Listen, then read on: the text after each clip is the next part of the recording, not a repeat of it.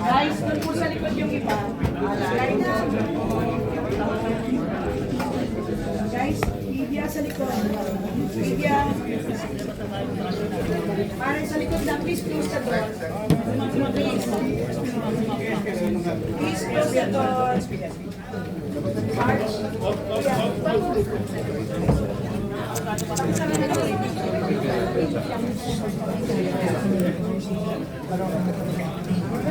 Oh!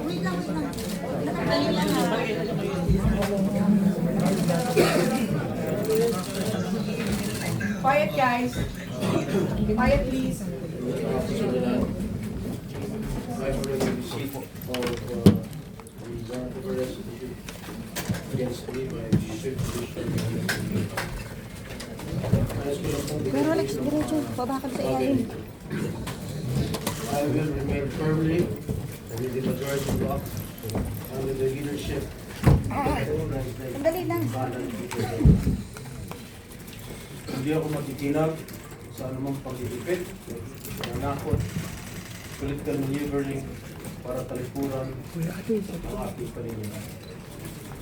I will not yield to threats. I will not be intimidated.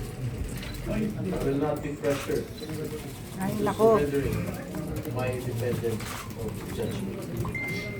I am giving instructions to the Senate Secretary to put on hold my salary. Personal kong pasya ito upang ipakita sa sambayan ng Pilipinas na wala akong intensyon makinabang sa pondo ng bayan habang nililinis ko ang aking pangalan.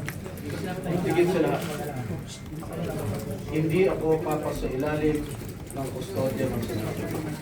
I will not seek Senate custody. Mas hindi ko gagamitin ang Senado bilang pataga laban sa mga aligasyon sa akin.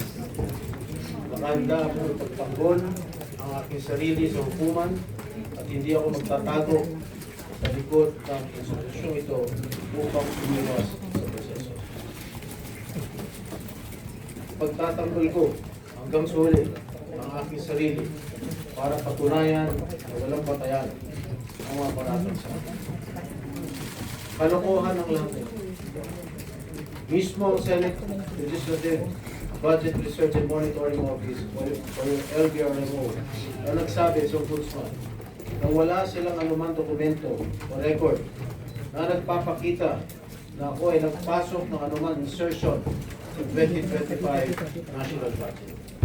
Ang mahalagang impormasyon ito ay kinilala pa mismo ni dating Senate Blue Ribbon Chairman Senator Panfilo Lacson bilang isang makabuluhang ebidensya na sumasalungat sa mga aligasyong binabato laban sa akin.